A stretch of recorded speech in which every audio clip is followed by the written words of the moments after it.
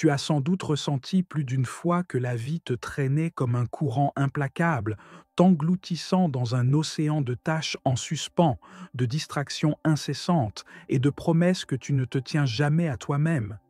Peut-être t'es-tu dit qu'à partir de demain tout serait différent, mais un autre demain arrive et rien ne change.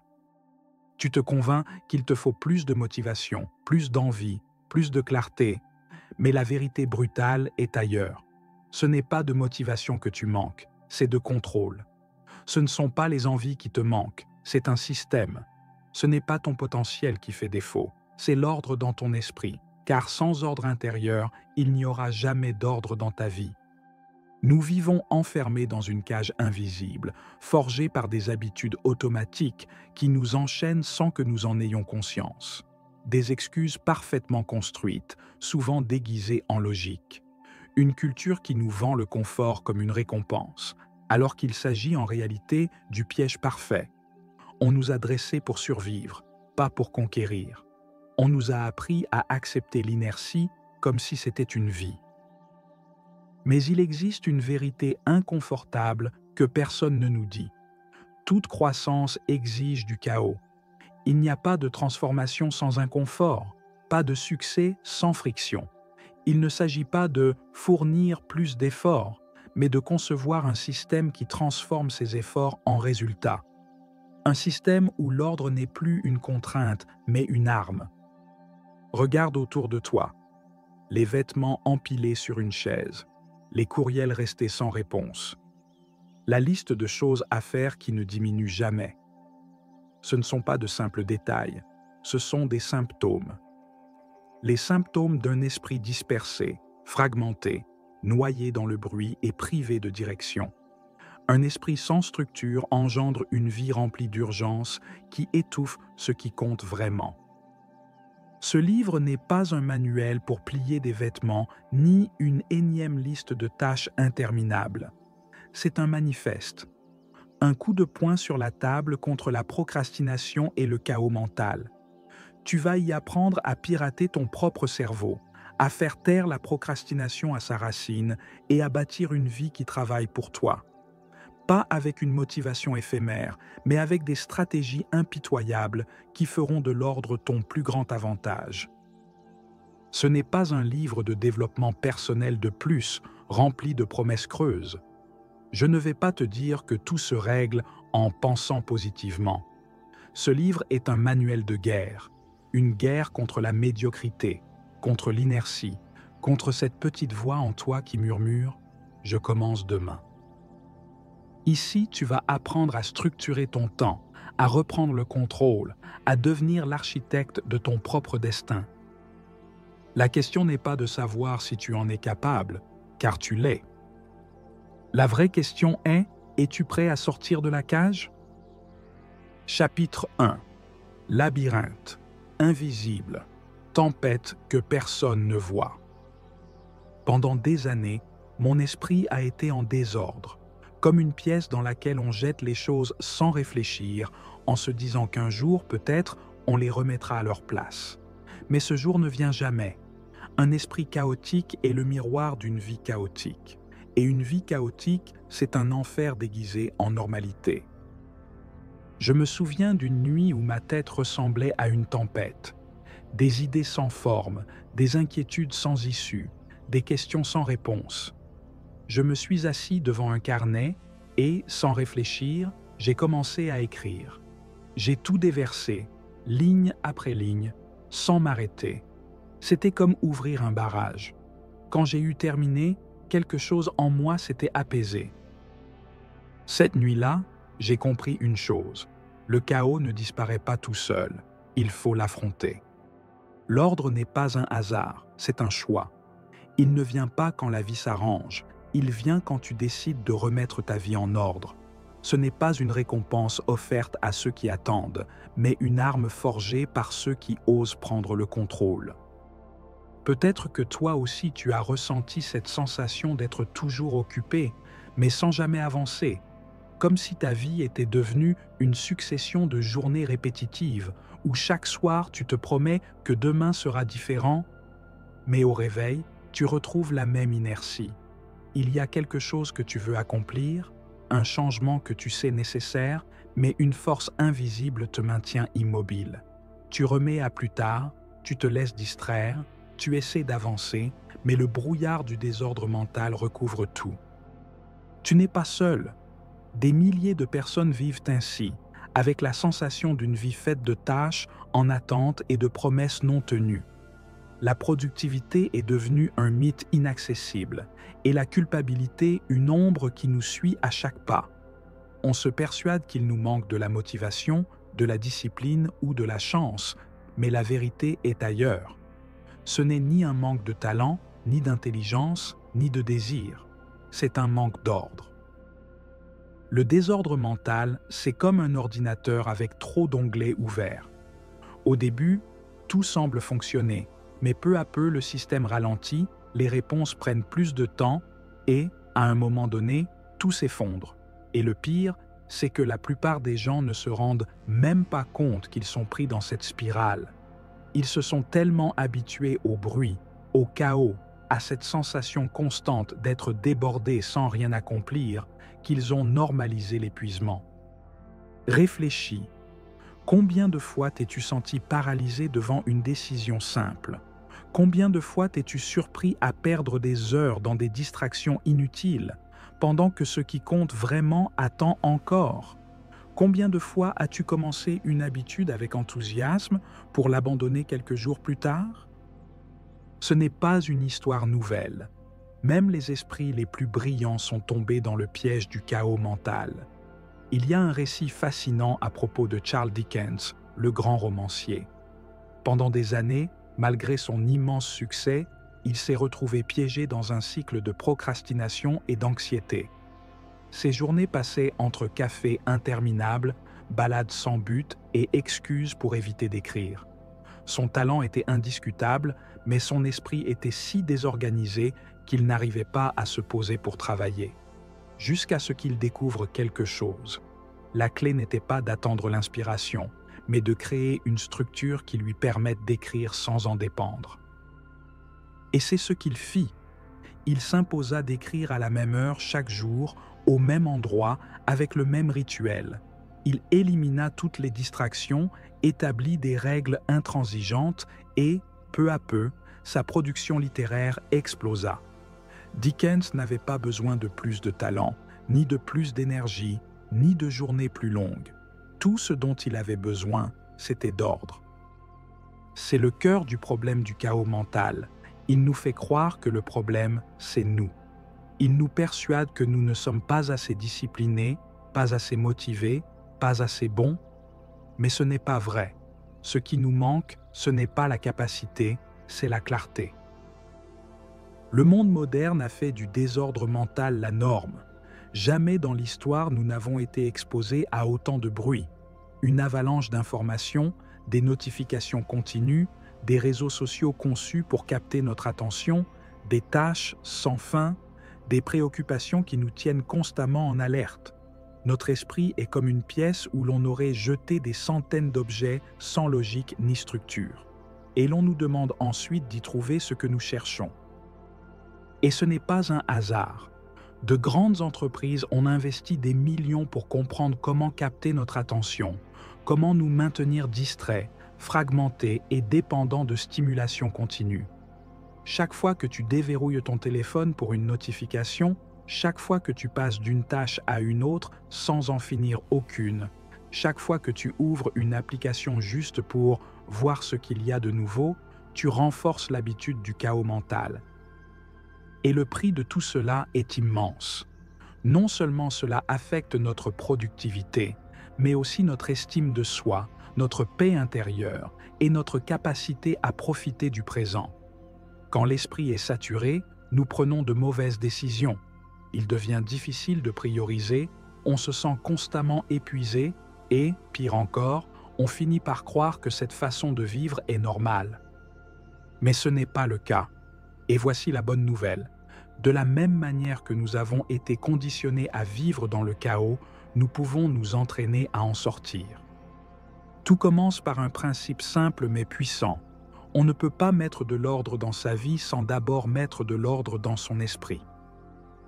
Regarde autour de toi. Ton espace physique est le reflet de ton état mental. Si ton bureau déborde de papier, si ta boîte mail est saturée de messages non lus, si ton agenda est un labyrinthe d'engagements inutiles, il est probable que ton esprit fonctionne de la même manière. Et ce n'est pas un hasard. Des études ont démontré que le désordre extérieur affecte la clarté mentale. Une expérience menée à l'université de Princeton a révélé que les environnements encombrés surchargent notre cerveau, diminuent notre capacité de concentration et augmentent notre niveau de stress. L'esprit se sent submergé par la masse d'informations visuelles et devient moins apte à traiter ce qui est essentiel. Mais cela ne signifie pas que la solution soit simplement de nettoyer ta chambre ou de vider ton bureau. Il ne suffit pas d'ordonner l'extérieur si l'intérieur reste un chaos. La vraie transformation commence quand on entraîne l'esprit à fonctionner de manière plus claire, plus structurée, plus focalisée. L'esprit est un muscle, et comme tout muscle, il a besoin d'entraînement. Il doit apprendre à filtrer le bruit, à prioriser l'essentiel, à décider rapidement et à éviter les pièges de la distraction. C'est cela qui distingue ceux qui réalisent des choses extraordinaires de ceux qui restent enfermés dans la médiocrité. Ce n'est pas l'intelligence, ce n'est pas la chance, c'est leur capacité à organiser leur esprit et à exécuter sans se laisser disperser. Pense à quelqu'un que tu admires, un entrepreneur à succès, un artiste talentueux, un athlète de haut niveau. Peu importe le domaine, ils ont tous quelque chose en commun. Des routines claires, des priorités bien définies, un esprit entraîné à rester concentré. C'est le point essentiel. Alors que la majorité vit au rythme des urgences et des distractions, ceux qui réussissent ont appris à façonner leur environnement mental et physique pour maximiser leur clarté et leur productivité. Et c'est là que commence le changement. Si jusqu'à présent tu as vécu dans le chaos mental, cela ne veut pas dire que tu dois y rester. Peu importe à quel point ton esprit semble désordonné aujourd'hui, tu peux l'entraîner à fonctionner autrement. Tout commence par une décision, cesser d'être la victime du chaos et commencer à en reprendre le contrôle. Dans la seconde partie de ce chapitre, nous explorerons des stratégies concrètes pour commencer à reprogrammer ton esprit et construire une structure solide qui te permettra d'avancer sans sombrer dans la procrastination et le bruit inutile. Parce que sortir du chaos, ce n'est pas attendre que les choses s'améliorent d'elles-mêmes, c'est entraîner son esprit à fonctionner avec ordre, concentration et clarté. Le chaos n'est pas l'état naturel de l'esprit. Ce n'est qu'une habitude, et les habitudes peuvent être changées. Sortir du désordre mental n'est pas un processus instantané, mais ce n'est pas non plus un mystère inaccessible. Tu n'as pas besoin d'une formule magique, tu as juste besoin de comprendre comment fonctionne ton esprit et de lui offrir un nouveau système d'exploitation. La plupart des gens essaient de transformer leur vie en s'appuyant sur la force de volonté. Mais la volonté est une ressource limitée. Elle fonctionne un temps, mais dès que la fatigue et les distractions réapparaissent, nous revenons à nos anciens schémas. C'est pourquoi la clé ne réside pas dans le désir de changer, mais dans la reprogrammation de l'esprit pour que le changement devienne inévitable. L'une des manières les plus puissantes d'y parvenir est d'éliminer le bruit mental. Notre cerveau a une capacité d'attention limitée. Si nous l'emplissons en permanence d'informations inutiles, de préoccupations superflues et de distractions constantes, nous ne lui laissons aucun espace pour l'essentiel. Regarde ce que faisait Steve Jobs. Il était célèbre pour porter la même tenue chaque jour, pull noir, jean et basket. Non pas parce qu'il manquait d'argent pour s'habiller, mais parce qu'il comprenait que chaque décision que nous prenons consomme de l'énergie mentale. En réduisant le nombre de décisions sans importance, il libérait son esprit pour se concentrer sur ce qui comptait vraiment. Il ne s'agit pas de te dire de t'habiller toujours pareil, mais plutôt de t'interroger. Combien de décisions inutiles épuisent ton énergie chaque jour sans rien t'apporter? Il en va de même pour l'environnement dans lequel tu vis et travailles. Combien de fois as-tu senti que tu n'arrivais pas à te concentrer à cause du désordre qui t'entoure? Une étude de l'Université de Californie a démontré que dans un environnement désordonné, notre cerveau ralentit et la fatigue augmente. Ce n'est pas qu'une question esthétique, c'est un miroir de ton fonctionnement mental. Le premier pas pour remettre de l'ordre dans ton esprit, c'est d'éliminer ce qui est inutile. Cela ne signifie pas devenir un minimaliste extrême, mais commencer à supprimer le bruit qui n'ajoute aucune valeur. Voici un petit exercice à essayer. Avant de dormir, note sur une feuille 3 choses qui ont accaparé ton attention aujourd'hui sans rien t'apporter. Une discussion stérile, du temps perdu sur les réseaux sociaux, un souci répété qui n'a mené à rien. Prends conscience de ce poids inutile. Tu verras que la majorité de ta fatigue ne vient pas de l'effort réel, mais de la quantité d'informations toxiques que ton esprit traite sans relâche. Un autre grand ennemi de l'ordre mental, c'est le multitâche. On nous a fait croire que faire plusieurs choses à la fois était un signe d'efficacité. C'est tout le contraire. Une étude de l'Institut de neurosciences de Stanford a révélé que les personnes multitâches sont en réalité moins productives et ont plus de mal à se concentrer sur une seule chose à la fois. Quand tu essaies de faire plusieurs choses en même temps, ton cerveau ne va pas plus vite. Il alterne constamment entre les tâches, ce qui provoque une grande fatigue mentale. C'est comme essayer de lire un livre pendant que quelqu'un te parle sans arrêt. Tu ne peux pas absorber les deux à la fois. Et au final, tu ne retiens rien. La solution est simple mais radicale. Apprends à faire une seule chose à la fois. Si tu lis, lis seulement. Si tu écris, écris. Si tu converses, éteins ton téléphone et concentre-toi sur la personne en face de toi. La qualité de ton attention détermine la qualité de ta vie. Un outil efficace pour entraîner ta concentration est la méthode du minuteur. Règle un minuteur sur 20 minutes et choisis une seule tâche. Pendant ce laps de temps, refuse toute distraction. Ne regarde pas ton téléphone, ne change pas de tâche. Concentre-toi uniquement sur ce que tu fais. Quand le temps est écoulé, fais une courte pause et recommence. Tu verras qu'en 1 heure, tu feras ce qui te prend habituellement 3. Mais au-delà de la productivité, il y a quelque chose de plus profond. Le chaos mental ne se contente pas de nuire à ton efficacité, il sabote ta paix intérieure. Pense aux fois où tu t'es senti anxieux, sans raison apparente. Bien souvent, ce n'est pas qu'il se passe quelque chose de grave, c'est simplement ton esprit piégé dans un tourbillon de pensées inachevées. Tu t'inquiètes pour des choses qui ne sont pas encore arrivées. Tu rejoues des erreurs du passé. Tu sautes d'une idée à l'autre sans jamais en tirer de conclusion. Pour sortir de ce cycle, il est essentiel d'apprendre à vider ton esprit. De la même façon que nous rangeons notre espace physique, nous devons aussi régulièrement nettoyer notre espace mental. Voici un exercice simple mais puissant. Chaque soir, avant de dormir, fais un vidage mental. Prends un carnet et écris tout ce qui tourne dans ta tête. Tes inquiétudes, tes tâches en suspens, tes idées, tes pensées récurrentes. Il ne s'agit pas d'organiser tout ça, mais simplement de les sortir de ton esprit. Cela envoie un message à ton cerveau. Tu n'as plus besoin de ressasser, c'est noté dans un endroit sûr. Tu verras à quel point ce geste est libérateur. Un autre aspect essentiel du désordre mental, c'est le manque de clarté dans nos objectifs. Souvent, nous nous sentons bloqués non pas parce que nous n'avons pas de rêve, mais parce que nous ne les avons pas définis avec assez de précision. La différence entre quelqu'un qui atteint ses objectifs et quelqu'un qui les abandonne n'est pas le désir, mais la stratégie.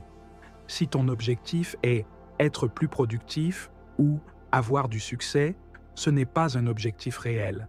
C'est trop vague. En revanche, si tu dis « je veux me lever à 6 heures chaque matin pour écrire pendant 1 heure », là, tu as un cap clair. Et le progrès devient concret.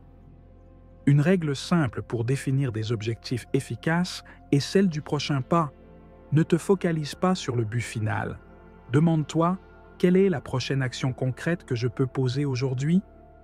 Si tu veux écrire un livre, commence par une page. Si tu veux améliorer ta santé, commence par marcher 20 minutes. Ce sont les petites actions, répétées dans le temps, qui construisent les grands résultats. Et voici la grande révélation. L'ordre mental n'est pas un don inné. C'est une compétence qui s'apprend. Pense aux personnes les plus accomplies du monde. Ce ne sont pas des génies infatigables. Ce sont des individus qui ont appris à simplifier leur attention. Ils s'entourent de l'essentiel, éliminent ce qui est superflu, entraînent leur esprit à rester concentré et créent des habitudes qui renforcent leur clarté. Le chaos mental est une cage invisible. Elle nous enferme dans un cycle de stress, de procrastination et de distraction. Mais la porte de cette cage n'a jamais été fermée. En sortir ne demande ni un talent particulier, ni une volonté surhumaine.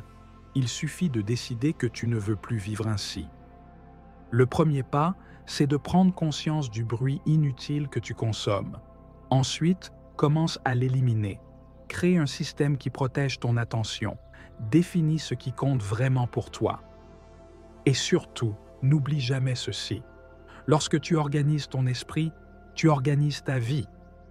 Car au fond, la véritable liberté ne consiste pas à faire toujours plus, mais à faire ce qui compte avec un esprit clair et concentré. Chapitre 2. Certaines chaînes qu'on ne sent pas. Beaucoup de personnes échouent dans la construction de leurs habitudes, non pas parce qu'elles ne veulent pas changer, mais parce qu'elles sous-estiment le pouvoir de la répétition. Elles pensent que le succès arrive grâce à de grandes transformations du jour au lendemain. Mais la vérité, c'est que ce sont les petites actions répétées avec constance qui façonnent le destin d'une personne. Chaque domaine de ta vie reflète les habitudes que tu as cultivées au fil du temps. La santé, les finances, la productivité, les relations. Rien ne s'est détérioré en un seul jour. C'est l'accumulation de petites décisions. Sauter un jour de sport, dépenser dans quelque chose d'inutile, repousser une tâche importante. De la même manière, la seule façon de sortir du chaos est d'accumuler chaque jour de petites décisions justes jusqu'à ce qu'elles deviennent une partie de toi. Dès l'instant où tu ouvres les yeux le matin, tu as déjà pris une décision. Peut-être sans t'en rendre compte, tu as choisi de repousser l'alarme de 5 minutes, de consulter ton téléphone avant même de te lever ou de prendre un café au lieu d'un verre d'eau. Chaque petit geste, aussi insignifiant qu'il paraisse, façonne ton destin. Nous aimons croire que le succès résulte de grandes décisions, mais la réalité, c'est que la vie se construit dans les détails que nous répétons au quotidien. Si tu te sens bloqué dans un cycle d'immobilisme, si malgré tous tes efforts tu n'avances pas, le problème ne vient pas de ce que tu rêves ou désires. Le problème vient de ce que tu répètes sans le remarquer. Imagine que tu es dans une pièce plongée dans le noir, cherchant une sortie. Tu as une lampe torche en main, mais au lieu de l'allumer, tu préfères tâtonner les murs avec tes mains. Tu avances un peu, tu heurtes un obstacle, tu recules, tu changes de direction. Les jours, les mois, les années passent, et tu es toujours dans la même pièce. Ce n'est pas que tu ne puisses pas en sortir, c'est que tu n'as pas encore décidé d'allumer la lumière. Voilà comment vit la majorité des gens, piégés dans des schémas invisibles qu'ils répètent encore et encore, sans jamais les remettre en question. Ils disent vouloir changer, mais continuent à agir de la même façon. Ils espèrent des résultats différents, sans jamais modifier leur système.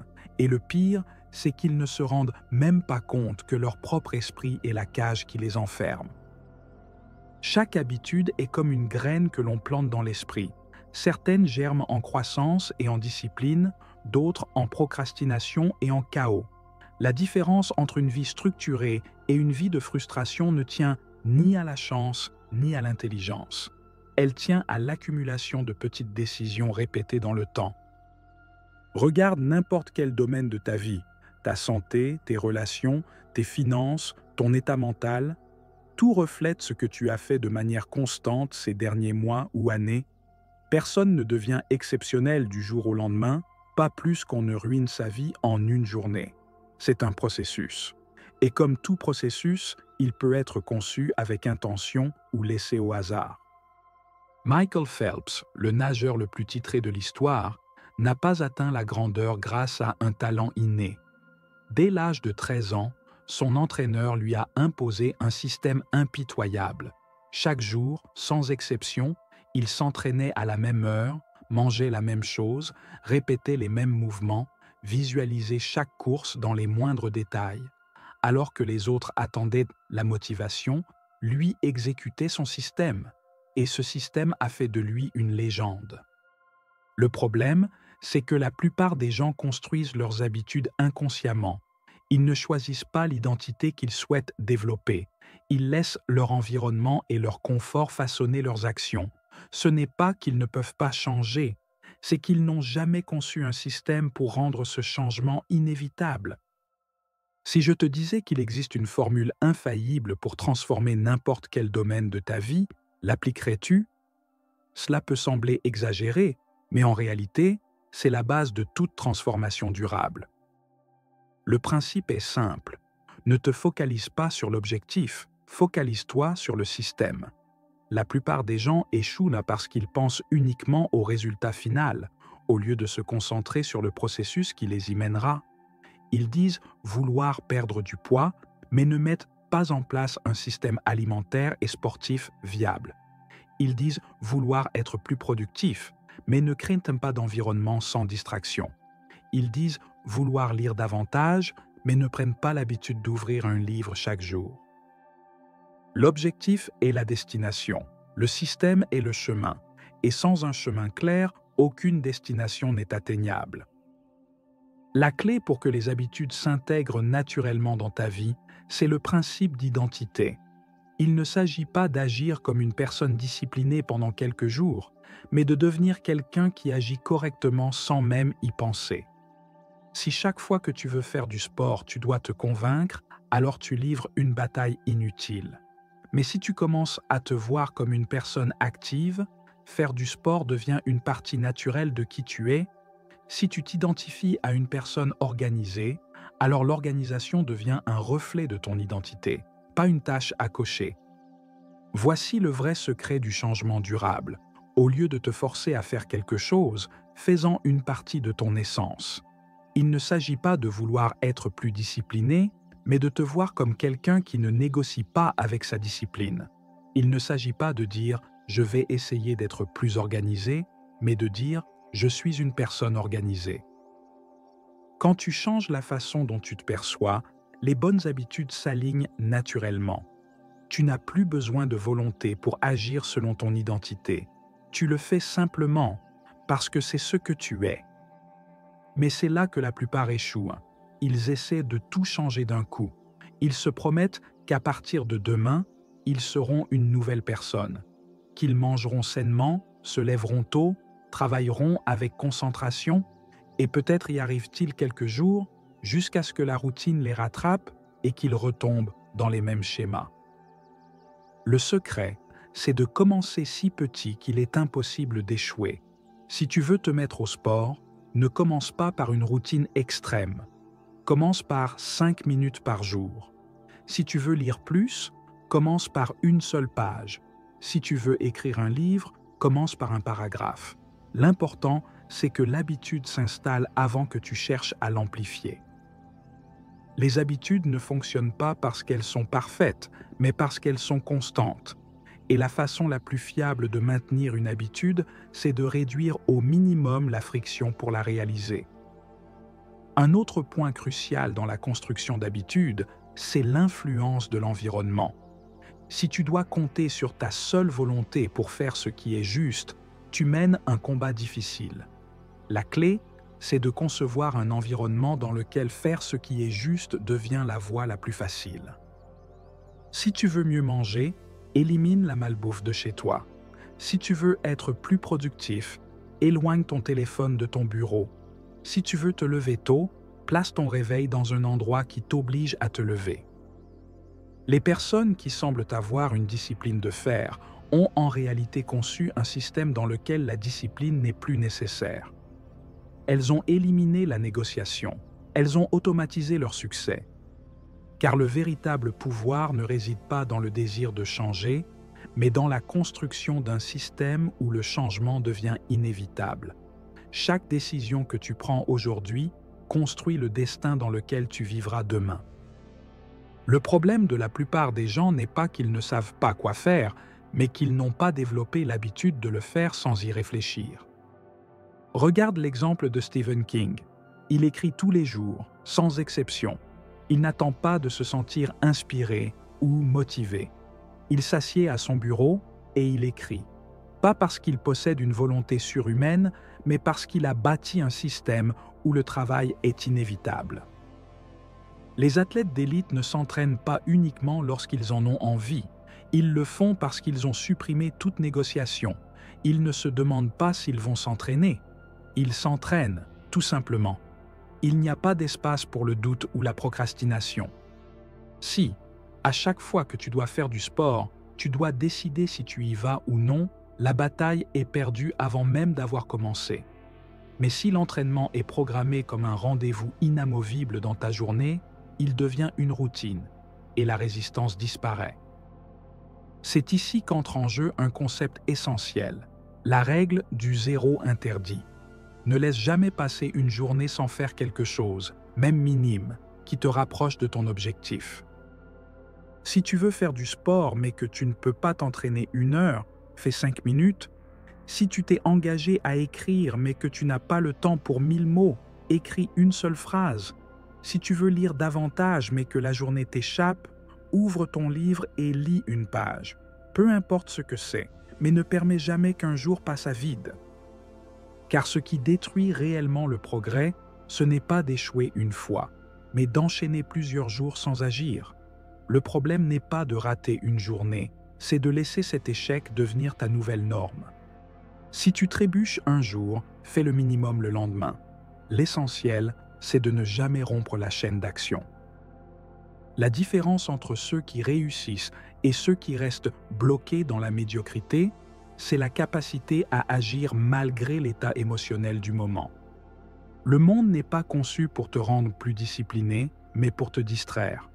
Tout est fait pour capter ton attention, saboter ta concentration, te maintenir dans un cycle de procrastination infinie. Si tu ne prends pas le contrôle de tes habitudes, quelqu'un d'autre le fera à ta place. C'est pourquoi tu ne peux pas remettre ton destin entre les mains de la motivation. Tu ne peux pas compter sur le fait d'avoir toujours envie de faire ce qu'il faut. Tu dois structurer ta vie de manière à ce que le bon choix soit le plus facile. Si tu veux construire des habitudes solides, trouve des moyens de les rendre gratifiantes dès maintenant. Les bonnes habitudes offrent souvent des récompenses à long terme. Manger sainement ne change pas ton corps aujourd'hui, mais transforme ta santé avec le temps. Épargner ne te rend pas riche en un jour, mais te donne de la stabilité dans le futur. À l'inverse, les mauvaises habitudes procurent un plaisir immédiat. Manger de la malbouffe est agréable sur le moment. Passer des heures sur les réseaux est divertissant. Procrastiner apaise temporairement l'inconfort d'une tâche difficile. C'est pourquoi, si tu veux qu'une bonne habitude tienne dans le temps, tu dois l'associer à une émotion positive. Plutôt que de voir l'exercice comme une corvée, associe-le à l'énergie et à la clarté mentale qu'il te procure. Plutôt que de voir la lecture comme une obligation, relie-la au plaisir de grandir et de découvrir. Ton cerveau est programmé pour rechercher le plaisir et éviter la douleur. Utilise cette programmation à ton avantage. Fais de chaque répétition une victoire. Célèbre le processus, pas seulement le résultat. Les habitudes ne doivent pas être imposées par la force. Elles doivent s'intégrer naturellement à ta vie. Il ne s'agit pas de faire les choses différemment pendant un temps, mais de devenir une personne différente pour toujours. Et tout commence par une décision. Tu peux continuer à négocier avec tes excuses, ou tu peux construire une structure où le progrès devient inévitable. Tu n'as pas besoin de tout changer d'un coup. Tu as seulement besoin de commencer par quelque chose. Une habitude, une action, une décision. Parce qu'au bout du compte, nous ne sommes pas ce que nous disons que nous allons faire. Nous sommes ce que nous répétons, jour après jour. Et c'est là que réside la véritable clé pour transformer ta vie. Chapitre 3. Le temps ne se souvient que de ceux qui l'apprivoisent. Il ne fait aucun doute que la discipline est le pont entre les objectifs et les accomplissements. C'est la force qui transforme les rêves en réalité. Et pour l'illustrer, revenons dans le passé, à l'une des histoires les plus mémorables d'efforts et de persévérance. Dans les années 70, un jeune homme aux cheveux en bataille et au regard intense assistait à des cours à l'université de Reed, bien qu'il ne soit plus officiellement étudiant. Il n'avait pas d'argent, dormait sur le sol des dortoirs de ses amis et marchait plusieurs kilomètres pour obtenir un repas gratuit dans un temple Hare Krishna. Ce jeune homme, Steve Jobs, n'avait ni confort, ni garantie de réussite, mais il possédait quelque chose que la plupart des gens ne développent jamais, une discipline absolue envers ce qu'ils considéraient important. Tandis que d'autres acceptaient sans remettre en question la structure conventionnelle de la vie, lui passaient des heures à absorber des savoirs que personne ne valorisait encore. Il s'obséda pour la typographie, pour l'esthétique du design, pour l'idée que la technologie devait être aussi belle que fonctionnelle. Il n'y avait aucun but immédiat, aucune promesse de succès, ni d'argent à l'horizon. Juste une conviction intime que chaque détail comptait. Des années plus tard, lorsqu'il fonda Apple dans le garage de ses parents adoptifs, cette même discipline fit toute la différence entre une entreprise ordinaire et une révolution technologique. Tandis que les autres fabricants se concentraient uniquement sur la puissance, lui exigeaient la perfection dans chaque courbe, chaque pixel, chaque interaction entre l'utilisateur et la machine. Et lorsqu'il fut renvoyé de sa propre entreprise, il ne se résigna pas. Il créa Nexte, racheta Pixar et continua à cultiver la même obsession pour l'excellence. Lorsqu'Apple le rappela, il ne fit pas que revenir. Il transforma la société en un géant qui allait changer le monde. Steve Jobs n'était pas le plus intelligent de sa génération. Il n'était pas non plus le plus talentueux, mais il fut, sans aucun doute, l'un des plus disciplinés. Son histoire n'est pas seulement celle d'un visionnaire, mais celle d'un homme qui comprit que le succès n'est pas le fruit de moments d'inspiration, mais d'années d'exécution impeccable. Voici une vérité que peu de gens veulent entendre. La discipline n'est pas de la motivation, ni une émotion ou une inspiration passagère. C'est la capacité d'agir avec constance, quelles que soient les circonstances. C'est prendre des décisions alignées avec ta vision, même quand tu n'en as pas envie, même quand le chemin est rude, même quand tout semble aller à l'encontre de ton avancée. Pense à toute personne qui a accompli quelque chose d'extraordinaire. Derrière chaque victoire, il y a des années d'efforts invisibles. Un athlète ne devient pas champion le jour de la compétition, mais dans les entraînements épuisants que personne ne voit. Un écrivain ne crée pas un chef-d'œuvre dans une rafale d'inspiration, mais dans les nuits de travail silencieux où il pourrait se reposer. Un entrepreneur ne bâtit pas un empire avec une idée brillante, mais avec des années d'exécution minutieuse. Le problème, c'est que nous vivons à une époque où le plaisir immédiat est devenu la norme. On nous a appris à fuir l'inconfort, à chercher des raccourcis, à faire uniquement ce qui nous motive sur l'instant. Et cela nous affaiblit. Cela fait de nous les esclaves de nos impulsions.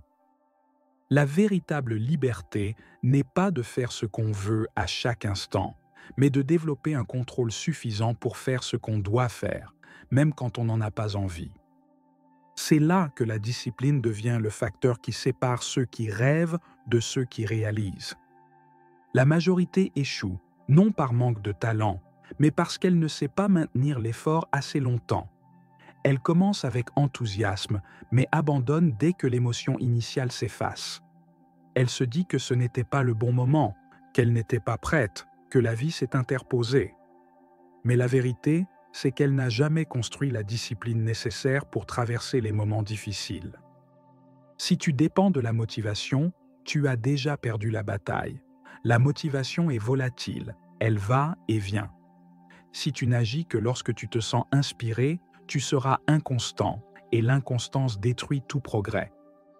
Michael Phelps, le nageur le plus titré de l'histoire, s'entraînait chaque jour, sans exception.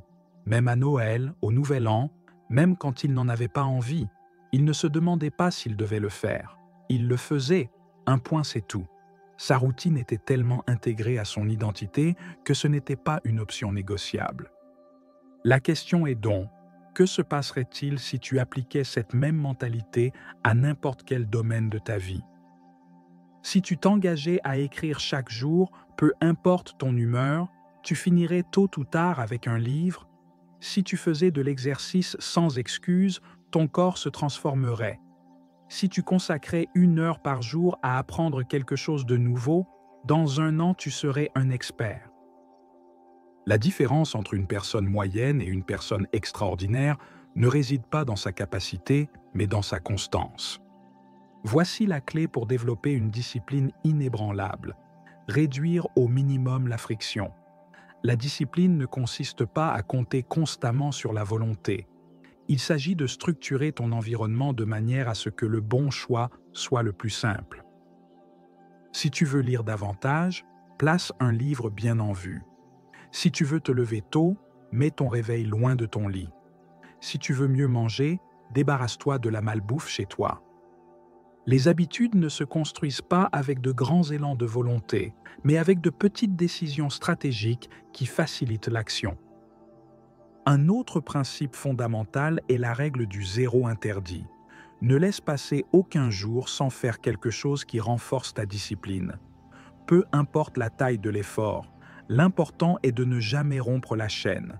1 minute d'exercice, une page lue, une ligne écrite, n'importe quoi, mais jamais un jour vide. Les habitudes se brisent lorsque nous permettons qu'une exception devienne la norme. Si tu échoues un jour et reprends le lendemain, ce n'est rien. Mais si tu échoues 2 ou 3 fois, tu crées une nouvelle habitude, celle de ne rien faire. Les plus grands, dans tous les domaines, ont compris cette vérité. Il ne s'agit pas de faire des choses extraordinaires de temps en temps, mais de faire des choses ordinaires avec une constance extraordinaire.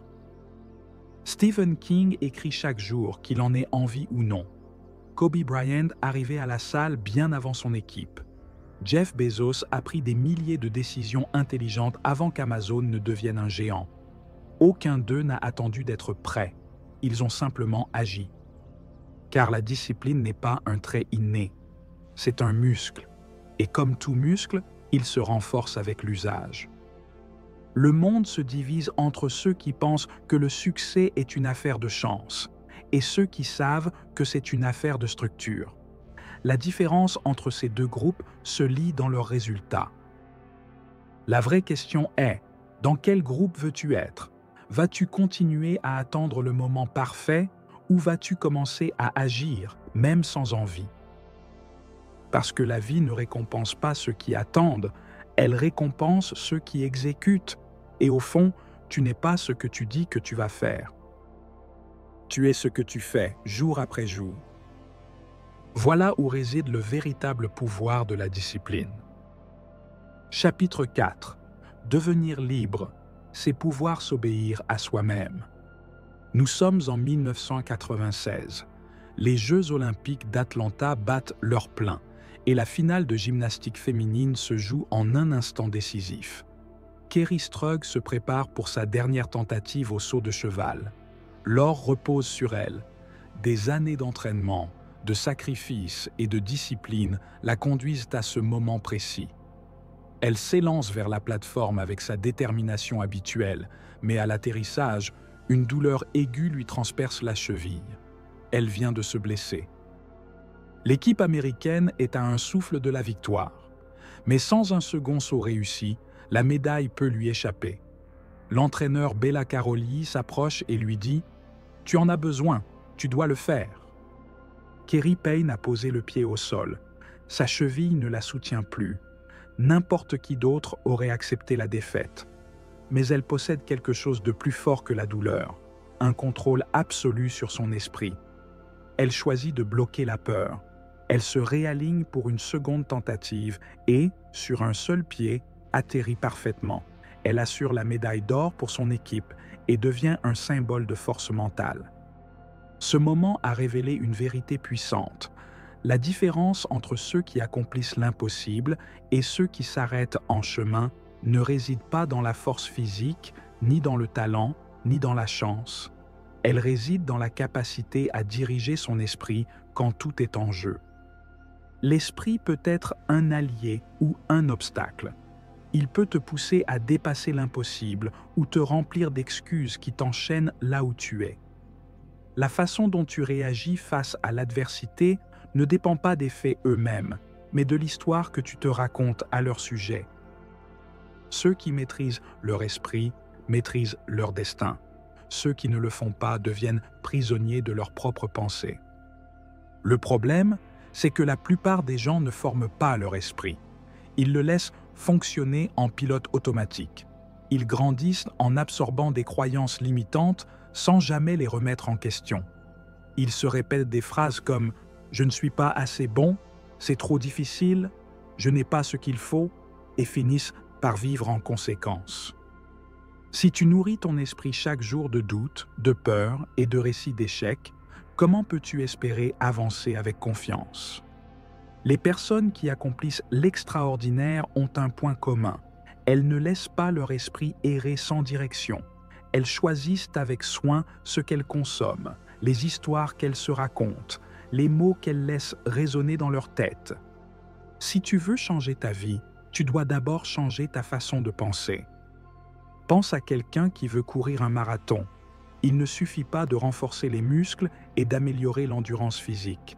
S'il ne forme pas son esprit à surpasser la fatigue, l'inconfort et la douleur, il abandonnera en cours de route. Le véritable combat n'est jamais contre le corps fatigué, mais contre la pensée qui dit « je ne peux plus ». La différence entre ceux qui continuent et ceux qui abandonnent n'est ni le talent, ni la force physique. C'est la capacité de se parler d'une façon qui élève au lieu d'affaiblir. Si tu alimentes ton esprit avec des pensées limitantes, tu conditionnes ta vie à l'échec. Mais si tu décides de l'entraîner comme tu entraînerais ton corps, il peut devenir ton outil le plus puissant. Pour que ton esprit travaille pour toi et non contre toi, tu dois faire 3 choses. Premièrement, contrôle ce que tu consommes. Tout ce que tu vois, entends et lis façonne ta manière de penser. Si tu passes tes journées à absorber de la négativité, des plaintes et des informations qui génèrent de l'anxiété, ton esprit entrera dans un état de chaos constant. Les grands penseurs, les athlètes d'élite, les entrepreneurs visionnaires savent que l'information est le carburant de l'esprit. Ils s'entourent d'idées qui les élèvent, de conversations qui les défient, de lectures qui les inspirent. Ils ne laissent pas n'importe quoi entrer dans leur tête. Si tu veux entraîner ton esprit, commence à sélectionner ce que tu consommes avec la même rigueur que celle avec laquelle tu choisis ta nourriture. Deuxièmement, contrôle ton dialogue intérieur. Chaque pensée répétée est une instruction que ton cerveau applique. Si tu te dis constamment que tu n'es pas capable, ton esprit cherchera à te prouver que tu as raison. Change le discours.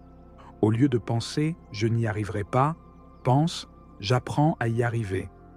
Au lieu de te répéter « je ne suis pas assez bon », dis-toi « je progresse chaque jour ». Cela ne veut pas dire nier la réalité ou se mentir avec des phrases vides. Cela signifie offrir à ton esprit un nouveau cadre de référence pour fonctionner. Les athlètes de haut niveau n'entraînent pas que leur corps. Ils entraînent aussi leurs pensées. Ils visualisent la victoire avant qu'elle ne se produise. Ils se voient atteindre leurs objectifs encore et encore, jusqu'à ce que la confiance devienne leur seconde nature. La confiance ne se reçoit pas, elle se construit, en entraînant ton esprit chaque jour. Troisièmement, agis avant de te sentir prêt. La plupart des gens attendent de se sentir prêts pour se lancer. Ils pensent qu'il leur faut plus de temps, plus d'informations, plus de certitude. Mais en réalité, personne ne se sent totalement prêt au départ. Un enfant n'attend pas d'être sûr de marcher pour faire ses premiers pas. Il essaie, il tombe, il se relève, il recommence. C'est ainsi qu'on apprend. C'est ainsi que naît la confiance. Si tu attends que la peur disparaisse, tu attendras toute ta vie. Tu n'as pas besoin de te sentir prêt pour agir. Tu dois agir pour te sentir prêt. Ton esprit se concentre sur ce que tu lui apprends à regarder. Si tu penses sans cesse à ce qui pourrait mal tourner, à tes échecs passés, à tes faiblesses, c'est cela qui prendra racine dans ta réalité. Mais si tu t'entraînes à voir des opportunités au lieu d'obstacles, à te concentrer sur les solutions plutôt que sur les problèmes, alors tu construiras une mentalité qui te permettra d'avancer malgré tout. Ce n'est pas de l'optimisme naïf, c'est une stratégie mentale. Les personnes qui réussissent ne sont pas celles qui n'ont jamais de pensée négative. Ce sont celles qui ne leur donnent pas plus de pouvoir qu'elles ne le méritent. Si tu laisses ton esprit vagabonder sans direction, il sera ton pire ennemi. Mais si tu apprends à le diriger, il deviendra ton plus grand allié. Ce n'est pas de la magie, ce n'est pas de la chance, c'est de l'entraînement. La peur, le plus grand saboteur de l'esprit. S'il y a bien une chose qui paralyse davantage que tout dans la vie, c'est la peur. Peu importe ton talent, tes connaissances ou les opportunités qui se présentent à toi. Si la peur gouverne ton esprit, tu resteras figé au même endroit. Le problème, c'est que la plupart des gens croient que la peur est un signal d'alerte, une indication qu'il faut faire marche arrière, comme si c'était une alarme qui disait « Danger, ne va pas plus loin ».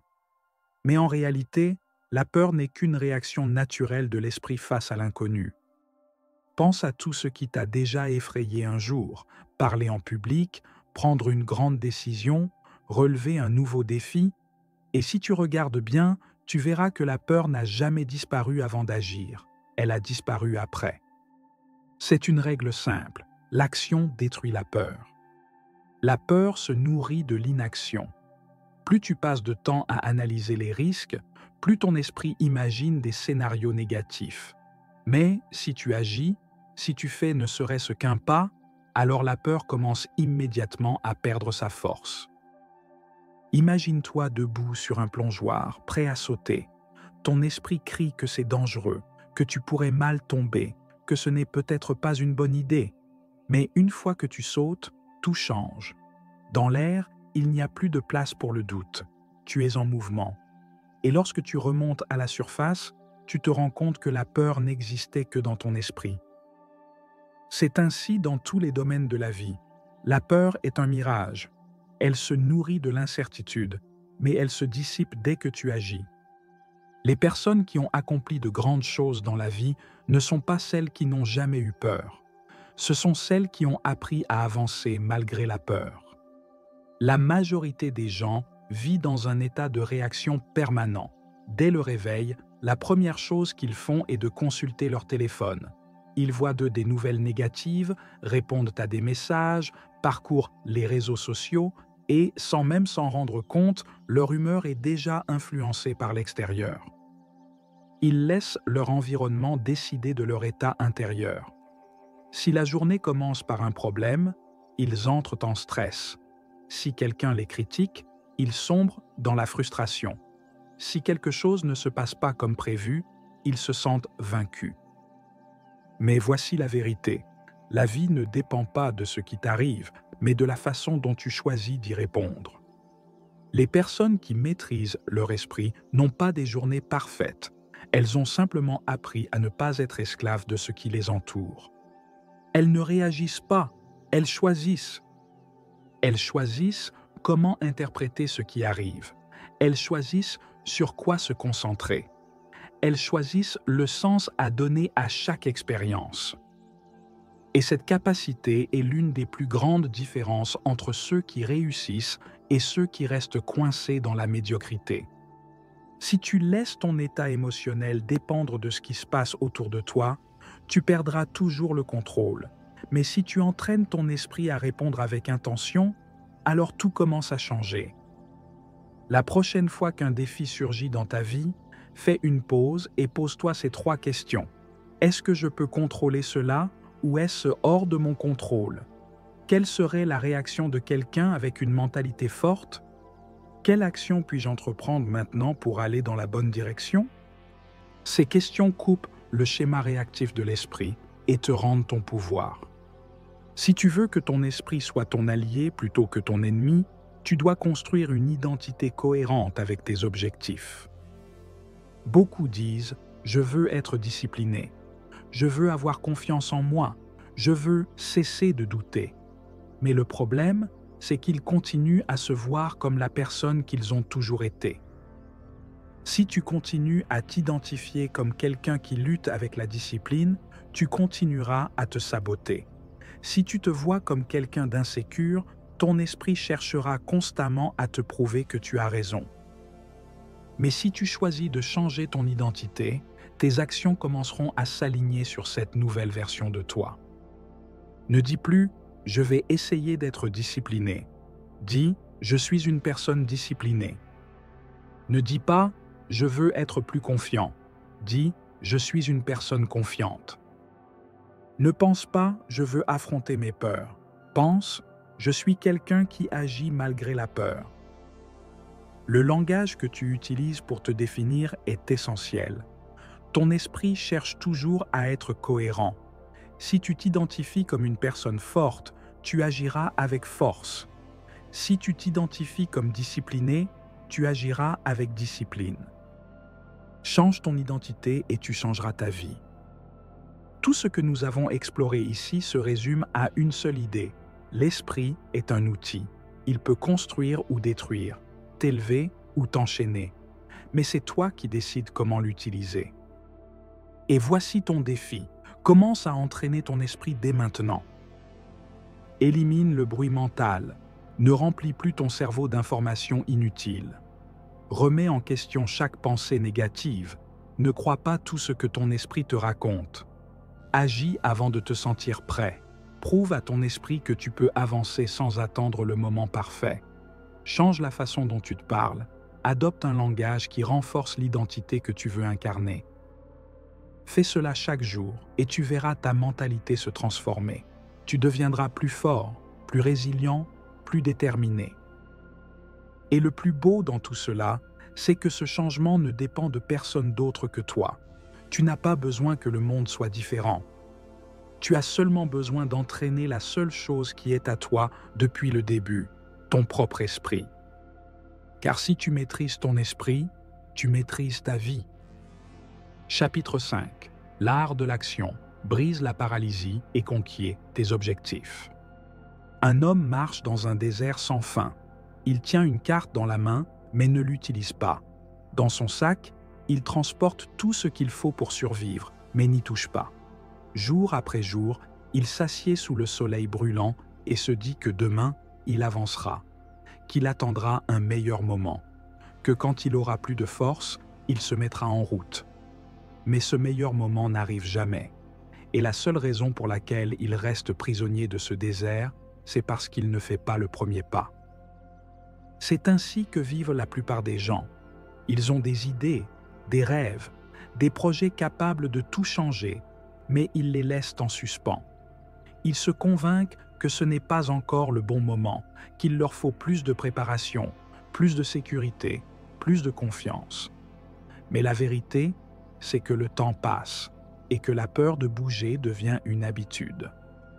La paralysie de l'inaction est le plus grand tueur de rêves.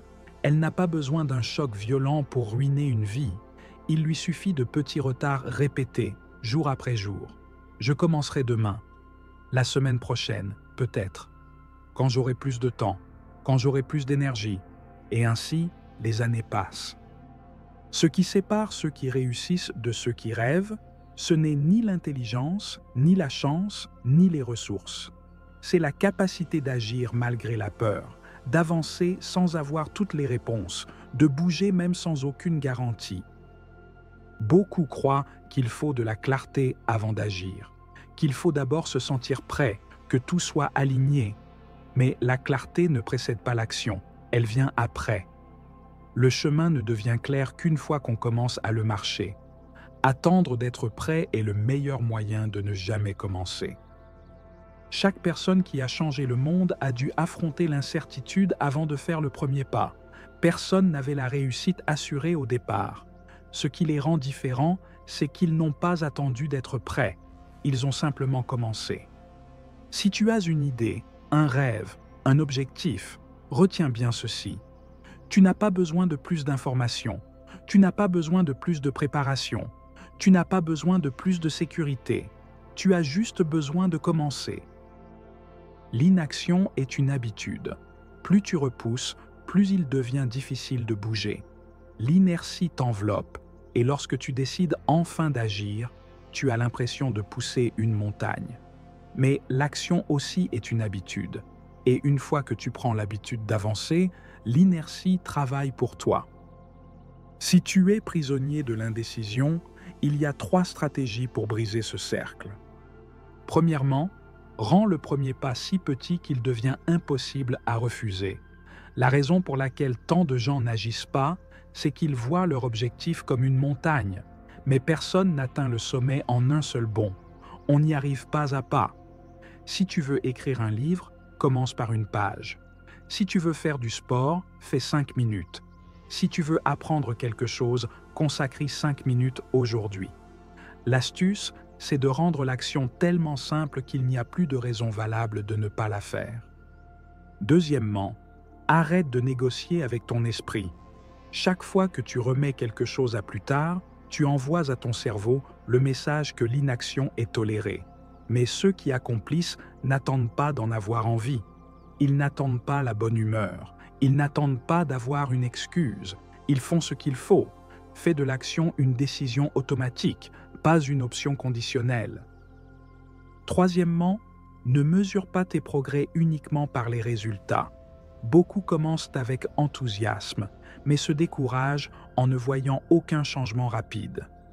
Le problème, c'est que les grands résultats prennent du temps. Si tu ne mesures que ce que tu obtiens, tu abandonneras trop tôt. Concentre-toi sur ce que tu fais, pas sur ce que tu reçois.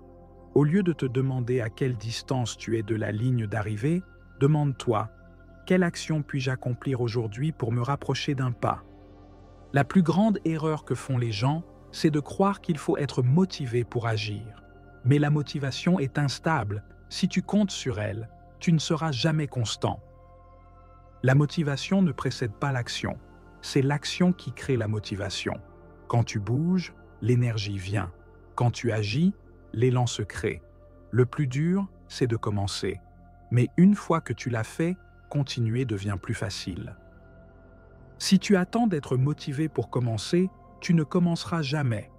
Mais si tu commences, même sans en avoir envie, la motivation finira par te rattraper. La clé pour vaincre l'inertie, c'est de créer des systèmes qui te poussent à agir sans dépendre de ton humeur. Une technique efficace est la règle des 5 secondes. À chaque fois que tu sens la tentation de procrastiner, compte 5, 4, 3, 2, 1 et bouge avant que ton cerveau n'ait le temps d'inventer une excuse. Ce simple compte à rebours interrompt le cycle de l'indécision et force ton esprit à passer à l'action avant que la peur ou le doute ne prennent le dessus. Une autre stratégie consiste à concevoir un environnement qui te pousse à agir. Si tu veux lire davantage, laisse un livre à portée de main. Si tu veux faire du sport, prépare tes vêtements à l'avance. Si tu veux te concentrer sur un projet, élimine les distractions autour de toi. Fais en sorte que la bonne décision soit la plus facile à prendre. L'inaction naît souvent de la peur. Peur d'échouer, peur de ne pas être à la hauteur, peur de l'inconnu. Mais voici une vérité inconfortable. Si tu n'agis pas par peur de l'échec, tu as déjà échoué. Car le seul véritable échec, c'est de ne jamais essayer. La peur ne disparaît jamais complètement, mais à chaque action, elle perd de sa force. À chaque pas, elle recule.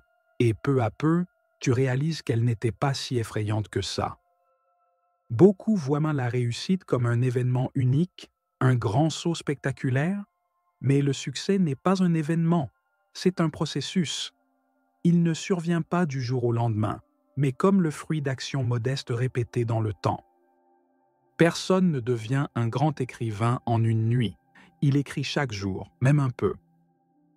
Personne n'atteint la liberté financière d'un coup. Il épargne et investit régulièrement. Personne ne devient expert sans pratique. Il s'engage à apprendre encore et encore. Le progrès est le résultat de la constance, Et la constance n'apparaît que lorsque tu arrêtes d'attendre le moment idéal et que tu décides de commencer avec ce que tu as. Le problème, ce n'est pas que tu ne sais pas ce que tu veux, c'est que tu n'as pas encore pris la décision d'agir avec détermination. Si tu continues à attendre que tout soit parfait, que les conditions soient idéales, que la peur disparaisse, tu n'agiras jamais. La seule façon de transformer ta vie, c'est d'arrêter de penser à ce que tu vas faire et de le faire.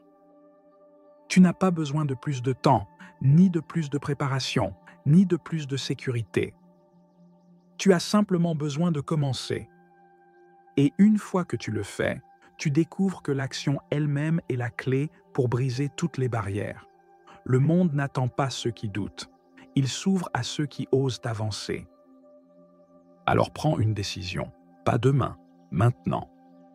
Car au fond, la seule différence entre ceux qui réalisent leurs rêves et ceux qui ne font que les imaginer, c'est qui a osé faire le premier pas. Le problème de l'inaction, c'est que l'esprit s'y habitue. Plus tu attends, plus bouger devient difficile. Mais l'action est aussi une habitude. Si tu choisis d'avancer malgré les doutes, un jour après l'autre, cela deviendra ta nouvelle normalité. La différence entre ceux qui construisent une vie extraordinaire et ceux qui restent enfermés dans la médiocrité, c'est la fréquence à laquelle ils agissent sans attendre de se sentir prêts. Si tu analyses n'importe quelle réussite, tu remarqueras un point commun. À un moment donné, quelqu'un a pris une décision. Il n'a pas attendu la motivation. Il ne s'est pas paralysé à se demander si c'était le bon moment. Il a commencé. Regarde l'histoire de toute personne qui a transformé sa vie. La plupart n'avaient pas tout compris quand elle a commencé. Elle ne savait pas exactement comment réussir, ni même si elle y arriverait, mais elle s'est engagée dans le processus et en marchant, elle a trouvé les réponses. Ce qui distingue ceux qui changent leur destin de ceux qui continuent à rêver, c'est la capacité d'agir sans certitude. L'esprit cherchera toujours à te convaincre que tu as besoin de plus de temps, de plus de préparation, de plus de garanties. Mais ce ne sont que des excuses déguisées en raison. La seule façon de vaincre l'indécision, c'est de désobéir à cette voix intérieure et de faire le premier pas. Peu importe que ton objectif soit grand ou petit, la clé, c'est le mouvement constant, un pas après l'autre, un progrès chaque jour, même minime. Car chaque action renforce ton identité, celle de quelqu'un qui agit plutôt que de quelqu'un qui pense à agir. Il est facile de dire « je veux écrire un livre », mais la seule différence entre celui qui le fait et celui qui ne le fait pas, c'est que l'un écrit, l'autre non. Il est facile de dire « je veux améliorer ma santé », mais la vraie différence, c'est qui marche, qui choisit mieux ses repas, qui reste discipliné. Il ne s'agit pas de planifier à la perfection, ni de visualiser sans fin ce que tu veux accomplir. Il s'agit de prendre la décision d'agir maintenant, d'éliminer toutes les autres options que celle d'avancer, de faire en sorte que chaque jour compte, même avec une petite action. Si tu attends que la peur disparaisse avant d'agir, tu vis une illusion. La peur ne s'en va pas, mais à chaque pas que tu fais, son pouvoir sur toi s'affaiblit. Chaque fois que tu fais face à une décision et que tu sens la tentation de repousser, souviens-toi de ceci. Le temps passera quoi qu'il arrive. La seule vraie question est, seras-tu au même endroit ou auras-tu avancé? Beaucoup pensent que le succès vient de grandes actions spectaculaires. Mais la réalité, c'est que le succès est la somme de petits gestes quotidiens qui semblent insignifiants à l'instant, mais qui, avec le temps, construisent quelque chose d'extraordinaire. Ce que tu fais aujourd'hui ne semblera peut-être pas changer ta vie, mais ce que tu fais chaque jour pendant 1 an, 5 ans, 10 ans déterminera qui tu deviens et la vie que tu bâtis. Celui qui a construit une grande carrière ne l'a pas fait avec un seul coup de génie. Ce sont des années d'apprentissage, de bonnes décisions répétées et une constance invisible qui l'ont élevé là où d'autres n'ont jamais osé aller. Celui qui a transformé son corps n'a pas réussi en 1 semaine. Il a enchaîné des habitudes, encore et encore. Celui qui a atteint la liberté financière n'a pas eu de coup de chance. Il a pris de petites bonnes décisions, jour après jour. Chaque grande réussite est née de la constance. Et cette constance ne naît que quand tu arrêtes d'attendre et que tu t'engages à agir chaque jour. Le piège de la perfection est une autre raison pour laquelle tant de gens n'agissent jamais. Ils pensent qu'ils doivent avoir un plan parfait, que tout doit bien se passer, qu'ils n'ont pas le droit à l'erreur. Mais un progrès imparfait vaut toujours mieux qu'une inaction parfaite. Tu n'as pas besoin de tout faire bien dès le premier essai, tu as juste besoin de faire. Si ça ne fonctionne pas, ajuste. Si tu échoues, apprends. Mais si tu ne bouges pas, rien ne changera. Ceux qui laissent une trace dans ce monde ne sont pas ceux qui n'échouent jamais. Ce sont ceux qui refusent de s'arrêter à un échec. Ceux qui réussissent ne sont ni les plus brillants ni les plus talentueux. Ce sont ceux qui décident de ne jamais abandonner. Et la seule façon d'en être un, c'est de te lier à l'action quotidienne, peu importe si c'est lent, si les résultats tardent, si certains jours sont plus durs que d'autres.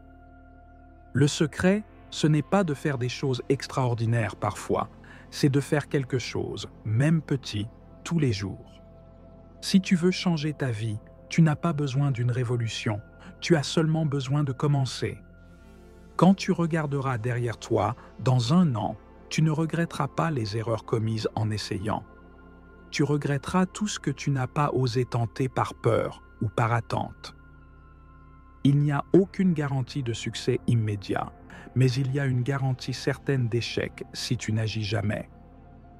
Chaque jour est une nouvelle chance d'avancer, de bâtir, de transformer. Le temps va passer quoi qu'il arrive. Ce qui fera la différence, c'est ce que tu décides d'en faire. Alors n'attends plus. Prends cette petite décision, la plus grande de toutes. Bouge. Chapitre 6. Le succès est toujours invisible, jusqu'à ce qu'il devienne inévitable. On raconte qu'un vieux céramiste avait pour habitude d'enseigner à ses apprentis que l'argile ne devenait vraiment résistante qu'après avoir traversé le feu. Il prenait une pièce fraîchement façonnée et la plaçait dans le four, augmentant la température lentement. Tandis que la chaleur montait, les apprentis observaient avec inquiétude, redoutant que la pièce ne se brise. Mais le maître souriait avec confiance. Après plusieurs heures de feu intense, il retirait la céramique durcie et la frappait légèrement du bout des doigts. Un son net et vibrant résonnait dans l'atelier. « Maintenant, elle est forte, disait-il, parce qu'elle a traversé le feu sans se briser. » C'est ainsi que fonctionne la vie. Nous traversons tous des moments de feu, des difficultés qui menacent de nous briser, des coups qui nous font douter de notre propre force. Mais ce qui détermine qui nous sommes, ce n'est pas le feu lui-même. C'est ce que nous faisons pendant qu'il brûle. Les personnes résilientes ne sont pas celles qui échappent aux épreuves. Ce sont celles qui, lorsque la tempête arrive, trouvent un moyen de rester debout. Elles s'adaptent sans perdre leur essence.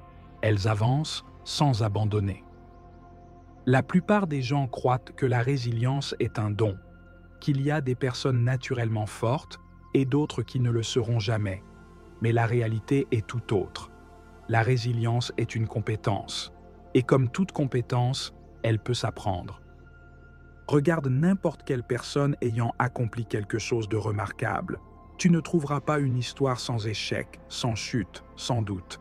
Ce qui les rend différentes, ce n'est pas qu'elles n'ont jamais trébuché, c'est qu'elles ont appris à se relever encore et encore. Beaucoup voient les problèmes comme des signaux d'alerte. Quelque chose ne va pas. Je dois arrêter. Elles se demandent pourquoi la vie est si difficile, pourquoi tant d'obstacles. Mais les personnes résilientes posent une autre question. Qu'est-ce que je peux apprendre de tout cela? Chaque obstacle cache une leçon. Chaque échec renferme une information précieuse. La résilience commence lorsqu'on cesse de résister à l'adversité et qu'on commence à la traverser en conscience. Mais comprendre cela ne suffit pas. La résilience se développe dans l'action. Il ne suffit pas de savoir que le feu durcit la céramique. Il faut traverser les flammes avec la bonne attitude. C'est ici que beaucoup échouent. Ils pensent que résister, c'est rester immobile et attendre que la tempête passe. Mais la véritable force ne réside pas dans la passivité. Elle est dans la capacité à bouger malgré la douleur. Imagine-toi dans un courant d'eau. Si tu résistes, tu t'épuises. Si tu apprends à te laisser porter, à utiliser la force du courant, tu peux atteindre la rive. Les moments difficiles fonctionnent de la même manière. Il ne s'agit pas de les combattre, mais d'apprendre à les traverser avec souplesse et intelligence. Les personnes résilientes ont un point commun. Lorsque la vie les secoue, elles cherchent des moyens de continuer. Elles ne restent pas figées sur ce qu'elles ont perdu. Elles se concentrent sur ce qu'elles peuvent encore construire. La vie ne se définit jamais par ce que tu perds. Elle se définit par ce que tu choisis de faire avec ce qui reste. Pense à quelqu'un qui a vécu une grande perte, un échec professionnel, une rupture, un rêve brisé. Certains ne s'en remettent jamais. D'autres prennent les débris de ce qui a été et bâtissent quelque chose de nouveau. La différence ne réside pas dans la douleur qu'ils ont connue. Elle réside dans la décision de continuer. La plupart des gens craignent l'échec. Ils l'associent à la honte, à la perte, à la fin. Mais les plus résilients savent que l'échec n'est pas une fin, c'est un commencement. Chaque fois que quelque chose ne se passe pas comme prévu, tu as deux choix, y voir une raison d'abandonner ou une nouvelle direction à explorer. La vie ne te demandera jamais si tu es prêt, elle continue, et c'est à toi de décider si tu avances avec elle ou si tu restes prisonnier du passé. Pendant que certains utilisent la douleur comme excuse pour tout arrêter, d'autres en font un tremplin pour aller plus haut. Pendant que certains s'accrochent à ce qu'ils ont perdu, d'autres bâtissent avec ce qui leur reste. Rien n'est permanent. Tout change. Le bon comme le mauvais. L'art de la vie, c'est d'apprendre à danser avec le changement au lieu de lui résister. La résilience, ce n'est pas seulement encaisser, c'est transformer chaque coup reçu en énergie pour aller plus loin. Ce n'est pas simplement traverser la tempête, c'est apprendre à danser sous la pluie. Le bambou n'est pas fort parce qu'il n'affronte pas de tempête, il est fort parce qu'il plie sans rompre, parce qu'il a appris à bouger avec le vent. Alors la prochaine fois que tu fais face à un défi, souviens-toi, ce n'est pas ce que tu perds qui compte. C'est ce que tu peux encore faire avec ce que tu as. À chaque coup de la vie, tu as un choix, te laisser briser ou utiliser ce coup pour devenir plus fort encore. La résilience n'est pas une qualité réservée aux moments difficiles, c'est l'outil de toutes tes grandes conquêtes. S'il y a une chose à retenir de ce chapitre, c'est cela. Le feu ne détruit pas la céramique, il la rend plus forte. La question est, que vas-tu faire du feu que la vie place sur ton chemin? Car au fond, la vraie force ne réside pas dans l'absence de douleur, elle réside dans la capacité à la transformer en pouvoir. Les personnes qui ont appris à s'adapter et à se renforcer dans l'adversité ont un point commun. Elles ont changé leur relation à la douleur. Elles ne la voient non plus comme une punition, mais comme une partie essentielle de leur croissance. Le problème, c'est que beaucoup ont été conditionnés à craindre l'échec, à éviter tout ce qui implique un risque, à croire que se tromper est un signe d'incompétence. Mais en réalité, l'erreur ne signifie pas que tu n'es pas à la hauteur. Elle signifie que tu apprends, que tu évolues, que tu es en chemin. Si tu regardes l'histoire de ceux qui ont laissé une trace dans le monde, tu verras qu'ils ont tous connu des crises. Mais au lieu de se laisser définir par elles, ils ont utilisé ces expériences pour se reconstruire plus puissants. Et cela s'applique à tous les domaines, relations, projets, rêves, carrière. Rien n'est une ligne droite. Tout demande des ajustements, des réinventions, des détours et des renaissances. C'est ici que la résilience devient la différence entre ceux qui accomplissent quelque chose de significatif et ceux qui restent prisonniers de leurs plaintes. Si tu veux développer une mentalité résiliente, il existe 3 clés fondamentales. Premièrement, change ta perspective sur les problèmes. Ne les vois plus comme des barrières, mais comme une partie intégrante du voyage. Chaque défi est une opportunité de croissance déguisée. La vraie question n'est pas si tu vas rencontrer des difficultés, mais que feras-tu lorsqu'elles surgiront? Deuxièmement, développe une mentalité orientée vers les solutions. Beaucoup de gens passent trop de temps à ruminer ce qui s'est mal passé. Les personnes résilientes, elles, déplacent rapidement leur attention vers ce qu'elles peuvent faire maintenant. Elles ne s'enlisent pas dans la frustration. Elles cherchent des réponses.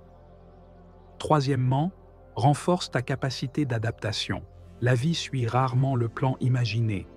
Mais les plus accomplis ne sont pas ceux qui s'obstinent sur un seul chemin, ce sont ceux qui savent changer de direction sans perdre leur vision. Être résilient, ce n'est pas ne jamais ressentir la peur, la frustration ou la douleur. C'est continuer à avancer, malgré elle. Imagine-toi au cœur d'une forêt. Tu veux la traverser, mais le chemin que tu empruntais est bloqué. Cela ne signifie pas que tu ne peux pas atteindre l'autre côté. Cela signifie simplement que tu dois trouver un autre passage. La vie fonctionne de la même manière. Tu ne peux pas toujours contrôler les obstacles, mais tu peux décider si tu restes bloqué ou si tu trouves un moyen d'avancer. Chacun de nous porte en soi une capacité infinie à se reconstruire, à se relever, à transformer la douleur en puissance. La clé, c'est de ne plus voir les difficultés comme des ennemis, mais comme des maîtres exigeants. Rien ne t'arrête vraiment. Le seul frein réel, c'est ta propre interprétation de ce qui t'arrive. Si tu choisis de voir chaque épreuve comme une opportunité de croissance, alors la vie cessera d'être une succession de problèmes et deviendra un champ d'entraînement pour ton pouvoir intérieur.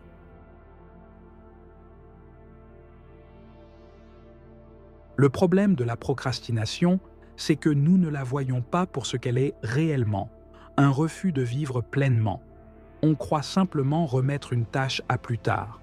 Mais en réalité, on repousse une partie de notre existence. Et c'est bien plus grave qu'on ne le pense. La vie n'attend pas. Il n'y a pas de répétition générale.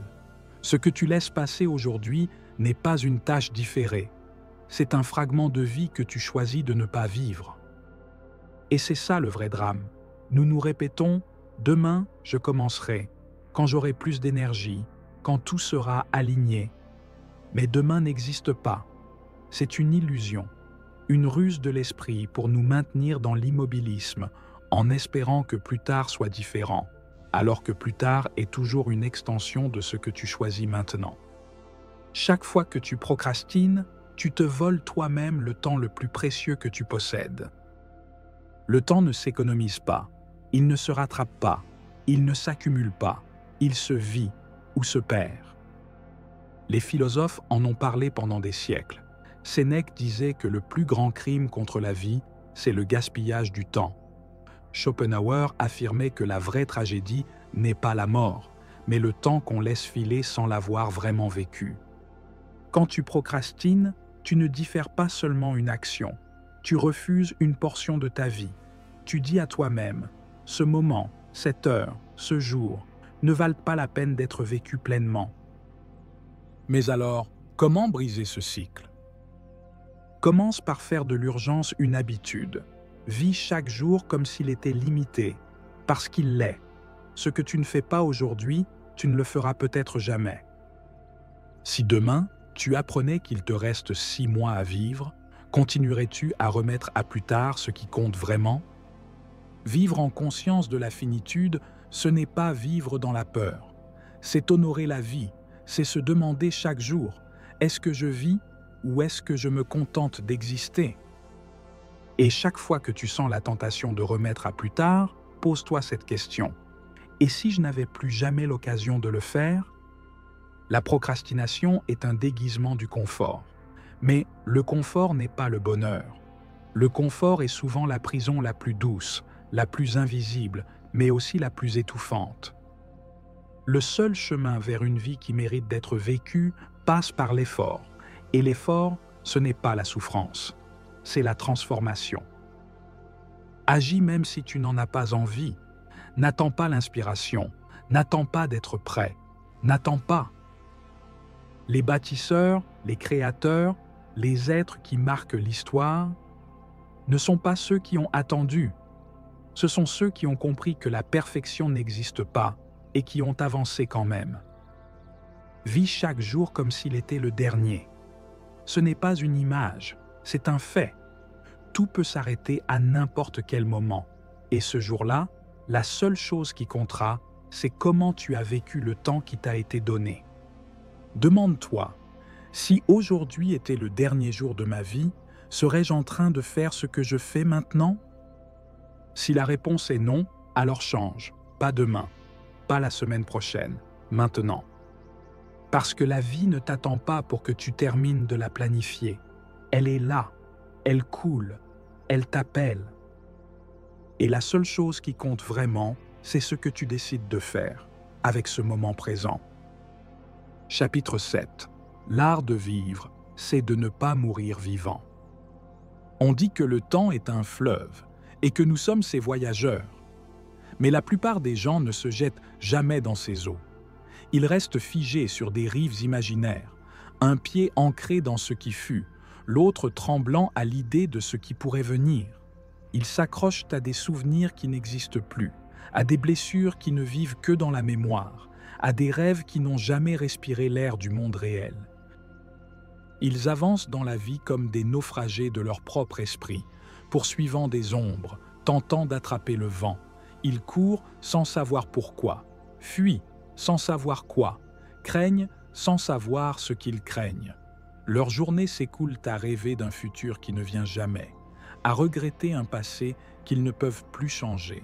Et ainsi, la vie leur file entre les doigts, comme du sable, car ils n'ont jamais appris à habiter le seul lieu où tout se vit vraiment, le présent. C'est la vie elle-même qui nous fait croire que l'éternité tient dans un instant, que toute une existence peut se résumer en un seul souffle. Et pourtant, la majorité vit ses jours comme s'ils étaient infinis, convaincus qu'il y aura toujours du temps, que demain est une certitude, alors qu'il n'est qu'une possibilité. Mais la vérité est tout autre. Nous ne possédons pas le temps, nous ne faisons qu'en traverser l'espace. La vie ne nous appartient pas, elle nous prête ses jours sans garantie de renouvellement.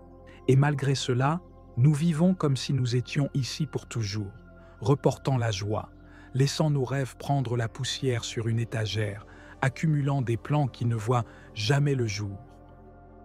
On nous a appris à craindre la mort, mais la vraie terreur devrait être celle de mourir sans avoir vécu. Il ne s'agit pas du dernier souffle, mais de tous ceux que nous avons gaspillés avant qu'ils ne viennent. Combien d'instants avons-nous laissé filer ? Combien de fois avons-nous remis à plus tard un rire, un amour, une aventure, une œuvre ?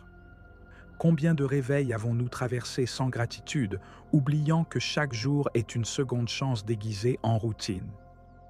Regarde autour de toi. Les gens marchent sans lever les yeux vers le ciel, sans remarquer le miracle du soleil perçant les feuillages, sans entendre le chant discret du monde. Ils sont prisonniers de soucis qui, dans un an, n'auront plus aucune importance, de peurs qui ne verront jamais le jour, de prisons invisibles faites d'excuses et de procrastination. Le temps est une grande plaisanterie cosmique. Il nous fait croire que nous en avons beaucoup, et quand nous réalisons la vérité, il est déjà trop tard. Nous passons notre vie à attendre le moment parfait, alors que le seul moment réel est maintenant. Certains disent que le bonheur est une destination, une ligne d'arrivée. Mais le bonheur n'est pas un but à atteindre, c'est une manière d'avancer. Ce n'est pas une récompense, mais une façon d'habiter l'existence. Et si aujourd'hui était ton dernier jour sur Terre ? C'est une question que beaucoup évitent, comme si l'ignorer pouvait conjurer la mort. Mais ce n'est pas une question sur la fin, c'est une question sur le commencement, sur ce que signifie être ici, maintenant, avec la certitude que chaque instant est une opportunité unique. Si tu sentais que le temps est compté, si tu le ressentais profondément dans ton corps, continuerais-tu à attendre pour vivre ? Continuerais-tu à craindre le regard des autres, l'échec, l'erreur? Ou te lancerais-tu avec la ferveur de celui qui sait que la vie n'attend pas? Nikola Tesla a imaginé un futur que personne d'autre ne voyait, et il l'a créé. Michel-Ange a vu dans un bloc de marbre le David qui attendait d'être libéré. Beethoven a composé sans entendre une seule note, et sa musique résonne encore dans l'âme du monde. Ils n'ont pas attendu que la vie leur donne la permission. Ils n'ont pas exigé de garanties, ni demandé des certitudes. Ils ont simplement fait ce qu'il était les venus faire. Et toi, pourquoi es-tu là? Peut-être crois-tu ne pas le savoir, mais tu le sens. C'est cette idée qui t'empêche de dormir, cet élan que tu as trop souvent ignoré, cette voix intérieure qui te souffle qu'il y a davantage, que tu es appelé à aller plus loin. Certains traversent la vie sans jamais laisser de traces, sans oser, sans goûter à la saveur du risque. Et d'autres, même s'ils vivent peu, laissent tant d'eux-mêmes dans le monde qu'ils ne le quittent jamais tout à fait. Ce n'est pas une question d'années, mais d'intensité, pas une question de succès, mais d'authenticité. Les grands sages, les poètes, les rêveurs sont tous arrivés à la même conclusion. La vie ne se mesure pas en temps, mais en expérience. Facundo Cabral chantait avec la certitude que chaque jour est une chance de renaître. Borges nous a appris que l'on est amoureux quand on découvre que quelqu'un est unique. Galeano nous a rappelé que nous sommes ce que nous faisons pour changer ce que nous sommes. Alors dis-moi, que feras-tu du temps qui te reste? Parce que s'il y a une seule vérité dans cette vie, c'est que l'horloge ne s'arrête jamais, que la vie ne recule pas et que chaque seconde perdue est une seconde qui ne reviendra jamais. N'attends pas que la vie t'accorde une permission qu'elle ne t'a jamais refusée. Personne n'a besoin d'une invitation pour exister pleinement. Personne n'a à attendre un moment parfait qui ne viendra jamais. La vie se passe maintenant, dans cet instant où tu choisis de respirer avec conscience, ou de laisser passer l'air sans le sentir. Chaque jour où tu repousses un rêve est un jour que tu arraches à ton histoire.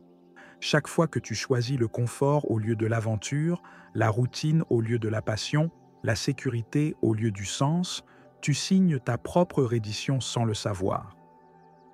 Il y a ceux qui passent des années à planifier, à structurer, à calculer tous les scénarios avant d'agir. Et quand enfin ils se sentent prêts, la vie a continué sans eux. Parce que le temps ne demande jamais si tu es prêt.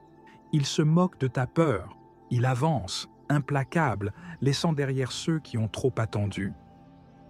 Combien de fois avons-nous dit « je le ferai demain, je vais commencer bientôt, un jour, ce sera le bon moment ». Et sans nous en rendre compte, ces demain se sont empilés comme la poussière sur un livre jamais ouvert. Nous ne possédons pas l'avenir, seulement le présent. Demain est une promesse incertaine. Hier est une rivière qui s'est déjà écoulée. Seul cet instant est réel, et ce que tu en fais déterminera tout ce qui vient après. N'attends pas de te sentir prêt. N'attends pas que la peur disparaisse. N'attends pas que le monde t'envoie un signe. Le seul signe dont tu as besoin, c'est le battement de ton cœur, la certitude que tu es encore là, que tu as encore une histoire à écrire. Pense à toutes les fois où le doute t'a arrêté, à tous les chemins que tu n'as pas pris par peur d'échouer, à toutes les paroles que tu n'as pas dites, aux opportunités que tu as laissées passer, aux rêves que tu gardes encore enfermés dans un tiroir. Maintenant, imagine que le temps est écoulé, que ce jour est ton dernier jour sur Terre. Qu'est-ce que tu ferais différemment? Dis-tu « je t'aime » sans retenue, tu étreindrais plus fort, tu courrais vers ce que tu as toujours désiré sans penser aux conséquences, tu rirais plus fort, tu danserais plus librement, tu parlerais sans craindre d'être mal compris, tu ferais tout ce que tu as remis à demain jusqu'à aujourd'hui. Alors dis-moi, pourquoi attends-tu encore? Regarde autour de toi. Les gens vivent comme si le temps était infini, mais il ne l'est pas. Personne ne sait combien d'aurores il lui reste. Combien d'occasions encore il aura d'aimer, de voyager, de créer, de faire quelque chose qui ait vraiment du sens. Vincent van Gogh n'a pas attendu d'être rassuré pour peindre. Il l'a fait avec l'intensité d'un homme qui savait que l'éternité peut tenir dans un seul trait de pinceau. Beethoven n'a pas attendu de recouvrer l'ouïe pour composer. Il l'a fait avec la conviction que son âme parlait plus fort que son corps. L'histoire n'est pas écrite par ceux qui doutent sans fin, mais par ceux qui osent vivre sans garantie. Et toi, quand commenceras-tu à vivre l'histoire que tu mérites? Il n'y a pas de moment plus parfait que celui-ci. Il n'y a pas d'autre opportunité que maintenant. Tout le reste est une illusion que nous entretenons pour justifier notre inertie. Imagine un peintre qui passe des années à contempler une toile blanche, attendant de se sentir prêt, attendant que le monde lui confirme qu'il a du talent, qu'il est à la hauteur, que le bon moment est arrivé, et un jour, lorsqu'il se sent enfin prêt à commencer, il réalise que ses mains ont perdu leur agilité, que ses yeux ne perçoivent plus les couleurs avec la même clarté, que le temps a emporté l'étincelle qui brûlait autrefois en lui. La vie, c'est exactement ça. On ne peut pas reporter la passion, la création, l'amour, le courage. On ne peut pas attendre la permission d'un univers qui nous l'a déjà donné dès notre premier souffle. Chaque seconde passée à douter de toi est une seconde que tu pourrais consacrer à créer. Chaque jour que tu laisses filer sans faire un pas vers tes rêves est un jour que tu ne retrouveras jamais. Et quand la vie touchera à sa fin, quand le rideau tombera, quand la dernière page de ton histoire sera écrite, comment voudras-tu qu'elle se lise? Sera-ce l'histoire de quelqu'un qui a vécu dans la peur, qui a repoussé les choses, qui a laissé la vie défiler sans oser la prendre en main? Ou celle de quelqu'un qui a aimé sans retenue, qui a combattu pour ce en quoi il croyait, qui a transformé chaque jour en poème, en chanson, en œuvre digne d'être transmise? Pense aux grands artistes, aux philosophes, aux rêveurs qui ont changé le monde. Ce n'étaient ni les plus riches, ni les plus diplômés, ni ceux qui avaient toutes les réponses avant de commencer. Ce sont ceux qui ont compris que la vie est un acte, que la peur est un compagnon inévitable mais jamais un maître, que la plus grande erreur n'est pas l'échec, mais de ne jamais essayer. Il n'y a aucune gloire dans l'attente, aucune magie dans la procrastination, aucune vie dans les « un jour peut-être ». Tu n'as que cet instant. Écris le livre dont tu rêves, peins la toile que ton silence dessine, déclare ton amour, affronte ta peur, recommence si nécessaire. Mais ne laisse plus jamais la vie te glisser entre les doigts pendant que tu attends un signal parfait. Parce que c'est ce signal, c'est ton moment. Il n'y en aura pas d'autre. Fais de ta vie un poème, une symphonie, une œuvre magistrale. Que ton histoire mérite d'être racontée. Et que jamais plus tu ne repousses le miracle d'être ici, maintenant, vivant.